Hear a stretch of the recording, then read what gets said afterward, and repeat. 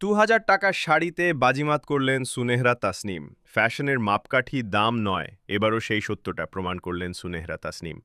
মোহাম্মদপুরে সলিমুল্লাহ রোডের মেলা থেকে মাত্র ২,০০০ টাকায় শাড়ি কিনে গুলবাহার লুকে হাজির হয়ে যেন পুরো সোশ্যাল মিডিয়ায় ঝড় তুললেন তিনি। এটাই সেই মেয়ে যাকে একসময় ফুটপাত থেকে কাপড় কিনে পরার জন্য কটাক্ষ করা হতো। কয়েক মাস আগেই ৩০০ টাকার শাড়ি দিয়ে ভাইরাল হওয়ার পর এবার আবারও রেকর্ড ভাঙলেন। প্রমাণ করে দিলেন, যেটাতে তুমি কমফোর্টেবল সেটাই তোমার জন্য পারফেক্ট। দামি হলেই সুন্দর হয় না। যার ফ্যাশন সেন্স আছে তার ২,০০০ টাকার শাড়িও রাজকীয় লাগে, আর যার ফ্যাশন সেন্স নেই তার ২,০০,০০০ টাকার পোশাকও সাধারণ মনে হয়। ফ্যাশন হলো নিজের ব্যক্তিত্বের প্রকাশ, দামি কাপড়ের নয়।